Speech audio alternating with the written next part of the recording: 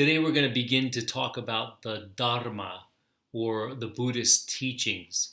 Now, to situate this a little bit, we're going to look at three things. The Buddhists, when they become Buddhists, they say they are taking refuge in what's called the triple gem or the three jewels. And these things are the Buddha, the Dharma, and the Sangha. Okay, so we've looked at the life of the Buddha and his experience, what he went through, his example, and that's what they look to.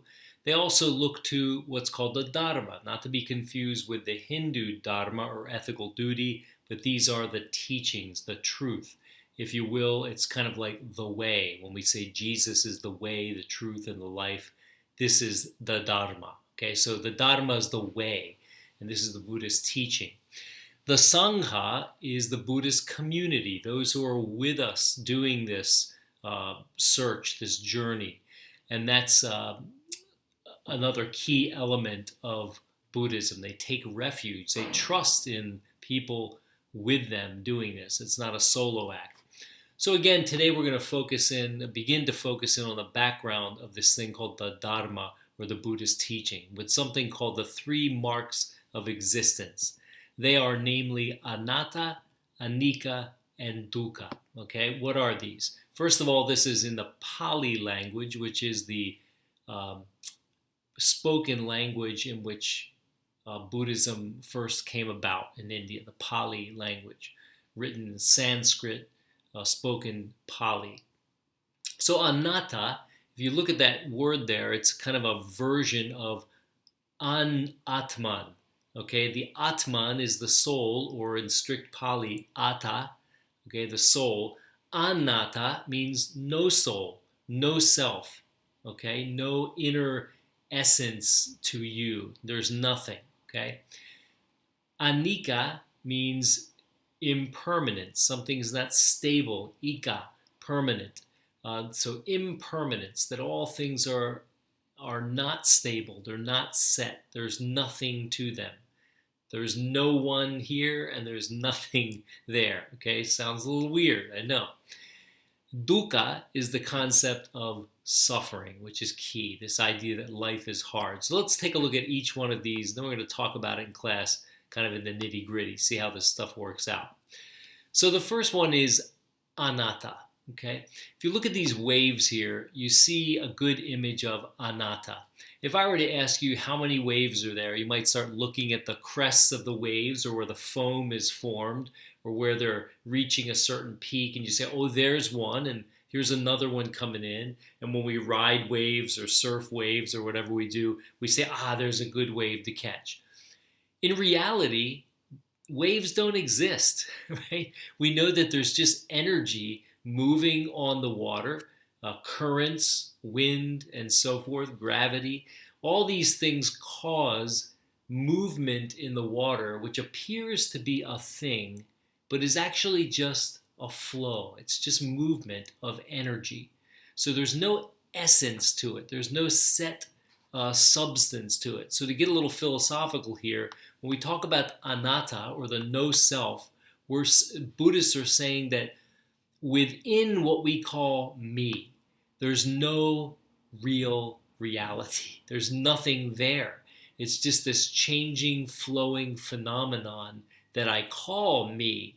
I mean, think of the way you changed from when you were a kindergartner till now. You're not the same person and so on, right? But we cling to this kind of identity. And this is me and that's me and these are the traits of me. And we make a big deal out of this. This is called self or ego, my ego, my person, my persona, if you will, which is a Greek word that means mask, right? There's no reality to it. Okay, so this is what the Buddhists are talking about. There's no reality in a certain sense within.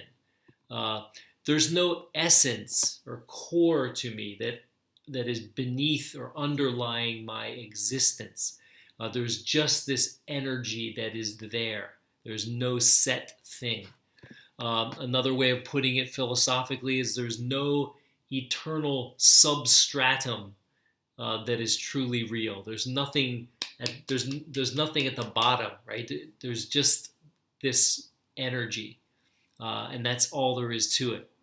So this phrase here that I'm blocking says the essence of Buddhism is there is no essence. And that's one of the things we'll possibly talk about in class, depending on which assignment you do. Now, this doesn't mean, of course, that I'm not here talking to you and you're not there listening. It just asks the question, who is this self? Who am I? Who are you? Are you what you think you are? Are you this accumulation of masks and roles and expectations of other people and society? These things we like to put in our profile. That's a nice image there, online profile. There's nothing to it. We make it up. We invent this because we want it somehow and we need it somehow. So we'll get into this. Very interesting concept. The second one is best portrayed probably in this image of the flowing water. Like anatta, there's no self. Try to say, where's this water? Grab it, contain it. You can't, right? It's just this moving, flowing thing. And that's much like the next concept of anicca, which is the second mark of existence, that there is no permanence to anything. Everything's flowing, changing, impermanent. It might be said that anicca is, anatta is to the self what anicca is to everything else. Okay, so anatta, there's no self. Anicca, there's no anything that's set and permanent. Everything is ever flowing, ever changing. The idea that reality is not static, it's dynamic. Again, change. And it's not even that reality changes, that this or that changes. But reality is change, is flux or flow, so that there is nothing that is changing, because that would mean there's a stable something. The image that Heraclitus, the Greek philosopher, used was the idea that you can't step in the same river twice, right? Because it's always flowing. So this is the concept of anicca. And finally, we have this concept of dukkha. And what is this? This is this idea, again, of suffering, or that life is hard. Life is difficult.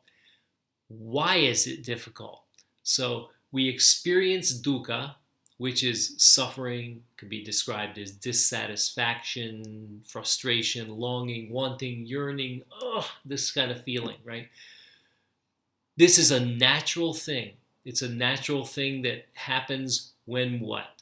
When we cling and attach ourselves to things as if they were permanent when they're not. Think sickness, old age, death, right? Or when we do this for ourselves, right? We grab onto things for ourselves, which is the opposite of love, right? This openness, right? So when we do that, we cause suffering to ourselves, or dukkha.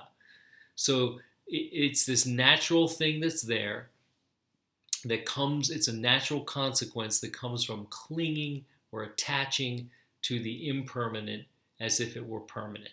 So what's going to be the relation between these things? Well, somehow we've got to figure out how to be ourselves, whatever that is, in this world that is ever flowing and changing, and be okay with that, right? And be okay with that. And somehow not cling to it and cause this thing that we call suffering. So we'll take a look at that and how that pans out in our everyday life next time.